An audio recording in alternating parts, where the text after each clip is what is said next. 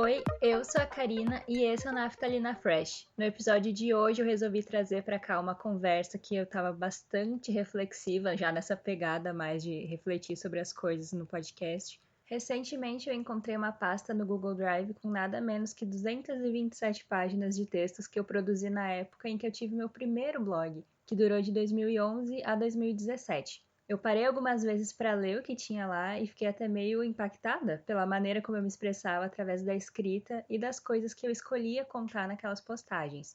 Muita coisa foi deletada no caminho, mas a forma como eu me dedicava e de fato me dediquei nos 6 anos que o blog durou foi muito inspirador e nostálgico para mim. E eu achei interessante trazer então isso para cá e também falar um pouco sobre esse cenário de como que foi ter blog naquele tempo e como que é produzir esse mesmo tipo de texto agora, 10 anos depois. Esse meu primeiro blog se chamava A Guria de Moletom.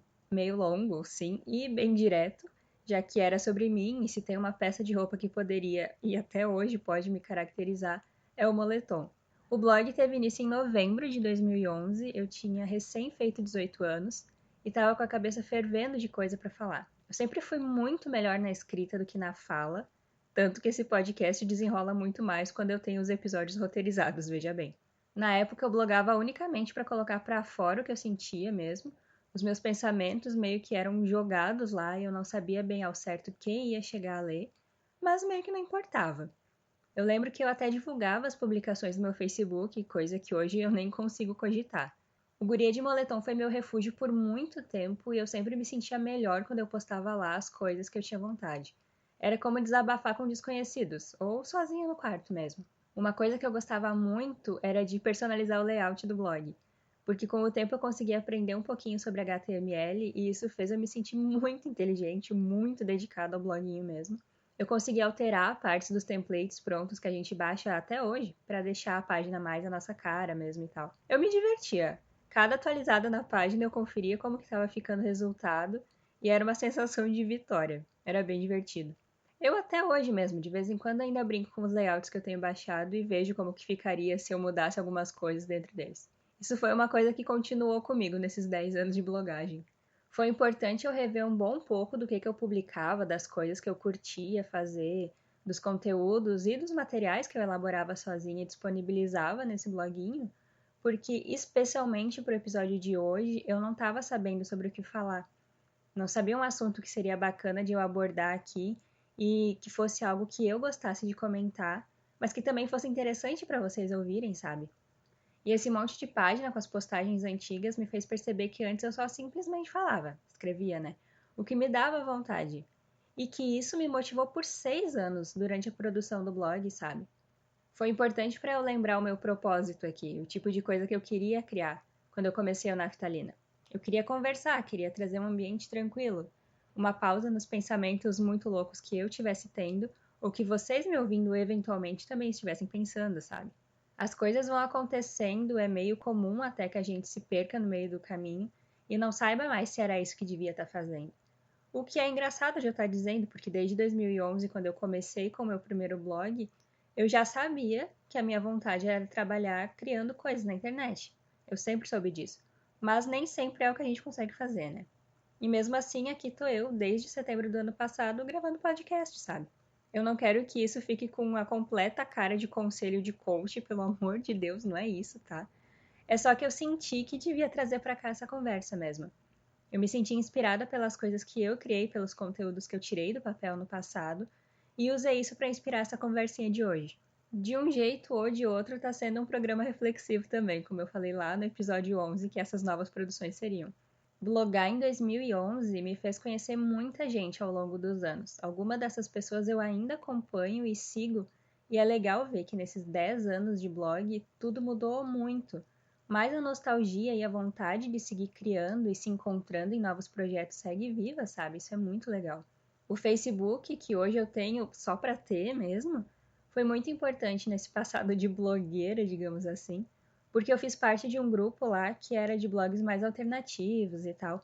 Eu nunca me vi como uma pessoa alternativa, mas eu me identificava mais com os conteúdos das meninas dessa área, digamos assim, do que com a galera das maquiagens e compras, posts mais comerciais. Não que a gente não fizesse essas postagens também, porque fazia, mas tinha muita publicação e projeto coletivo de postagem que era focado na vida pessoal, nos detalhes, nas histórias e nas vivências de cada uma mesmo.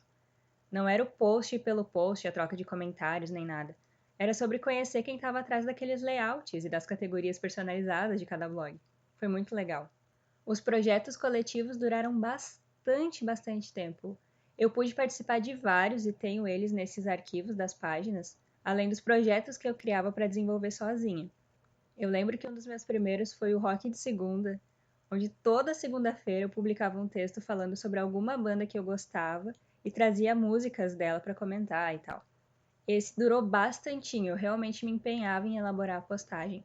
Era algo que eu de verdade dedicava tempo e sempre publicava certinho. Depois eu fiz o Run to the Blog. Esse nome eu me inspirei na música Run to the Hills, do Iron Maiden, para fazer. Nele eu basicamente dava dicas de como criar conteúdo para o blog, como se inspirar e ideias do que fazer. Ele durou bem pouquinho, acabei dando uma desanimada, mas no tempo em que eu produzi ele, as ideias e tudo assim que chegavam para eu me inspirar e poder produzir, escrever os textos, foi muito legal. Eu acho que nesses 10 anos o que mudou foi só o canal que eu escolhi para continuar postando e falando sobre as coisas que eu tinha interesse. Eu continuo escrevendo, geralmente são coisas mais pessoais ou percepções que eu tenho sobre um determinado assunto, e isso está muito nítido nos textos que eu continuo postando no meu perfil no Medium, ou Medium, eu nunca sei a pronúncia certa, que é geralmente coisas que eu parei para pensar e analisar para então eu poder escrever sobre. É sempre uma questão de querer ser ouvida, de não saber quem que vai chegar no que eu produzir, mas independente disso, produzir alguma coisa, sabe? Querer falar com as pessoas, querer dividir o que eu penso sobre as coisas, sendo aqui no podcast, seja de forma escrita. Uma coisa que eu percebi que também não mudou nesses 10 anos de produção de conteúdo foi a minha vontade de querer saber sobre as histórias das pessoas e também de poder contar as minhas próprias histórias de um jeito que fosse divertido, interessante e que trouxesse algum sentido, alguma coisa legal para a vida da pessoa que parou por um momento para me ler ou para me escutar. Isso eu tenho certeza que continua e vai continuar. Eu sempre quero saber o que está acontecendo e coisas legais da vida. Eu acho que é uma coisa interessante, é um jeito legal de tu levar as situações, de tu lembrar que tu é uma pessoa e a pessoa que tá te ouvindo também é uma. É uma frase muito clichê, é um jeito muito estranho de falar sempre, o ser humano. Mas é verdade, a gente tem que parar para pensar que não é uma máquina, não é um número que está do outro lado. É uma pessoa que tem histórias, ela tem coisas para contar também, e ela se dispôs a te ouvir, a saber sobre as tuas histórias. Eu acho que isso é um jeito muito legal de aprender e também de alguma forma de ensinar alguma coisa, dependendo do que a pessoa está passando ou do que tu viveu e gostaria de falar. É sempre interessante, é sempre sobre histórias. Eu tenho muito essa sensação que é sempre sobre histórias, assim. Eu fiz faculdade de jornalismo, eu me formei no ano passado, e eu sempre gostei muito quando as disciplinas levavam para esse lado mais humano da coisa. A minha monografia foi sobre livros-reportagem para trazer o jornalismo humanizado para as pessoas, para falar sobre as histórias delas, para mostrar que elas eram mais do que números numa estatística, que elas tinham toda uma história por trás. Então eu acho que essa coisa de contar a história, de saber a história dos outros, já começou lá em 2011, quando eu criei o meu blog. E talvez até antes disso. Eu entrei no jornalismo em 2014, 3 anos depois do blog ter sido criado. Então foi toda uma construção. E nesses 10 anos depois de ter criado meu primeiro bloguinho, eu sinto que isso se mantém, essa curiosidade, essa vontade de saber as coisas que estão acontecendo e de contar as coisas que eu vi acontecer, se mantém. Eu acho que isso não vai ser alterado, não importa quanto tempo passe. Uma coisa que eu sempre percebo na maioria dos textos antigos que eu escrevi é que grande parte deles eu estava chateada ou triste com alguma situação quando eu resolvi escrever todos eles. A gente geralmente se motiva para várias áreas da vida, isso não é só para criações, mas geralmente se motiva ou pelo amor ou pela dor. E no caso ali foi sempre pela dor. São poucos os textos que são felizes, super pra cima, assim, 100%, sabe? Foi interessante de perceber que eu geralmente me motivava com coisas mais tristes, que no momento de tristeza eu tentava criar pra tirar algo bom. Mas por outro lado também foi ruim ver que poucas coisas boas, poucas recordações divertidas eu deixei em texto. Momentos felizes quase eu não escrevi. Então, Fica aqui esse puxão de orelha para eu mesma nesse podcast e também fica de exemplo ou de conselho para ti que estiver me ouvindo, para a gente tentar recordar mais coisas boas do que sempre ruins, mesmo que seja muito mais comum se motivar quando tá chateado para tentar ficar bem de novo e daí quer criar tudo e mais um pouco para sair daquilo. Isso é importante, isso é bom, ajuda de verdade, a gente se sente mais leve, mas também é importante registrar os momentos que foram bons, os momentos que foram felizes ou coisas legais que tu viu por aí e te inspirou de alguma forma. Porque vai acontecer em algum momento de tu, 10 anos depois ou 4 anos depois, encontrar um arquivo no Google Drive com mais de 200 páginas e tu vai perceber que as coisas pessoais eram mais tristes, e isso não é muito legal. Então, independente do que tu te motiva a fazer, das coisas que tu gosta de criar ou fazer de fato, tenta registrar as partes boas também. Tenta se motivar para as coisas boas ficarem melhores ainda, e não sempre só as coisas tristes se tornarem boas, que é importante, mas os dois lados precisam acontecer. É bom registrar o que foi bom de verdade para olhar para trás e ver, olha, esse dia aqui eu estava feliz, eu fiz tal e tal coisa. Entende? Ficou meio confuso, mas eu acho que deu para entender. Eu espero que vocês tenham gostado de saber como é que foi, como é que era esse processo todo de criar no blog e como que é até hoje em dia para se motivar a escrever de novo, como que se inspira novamente para começar alguma coisa.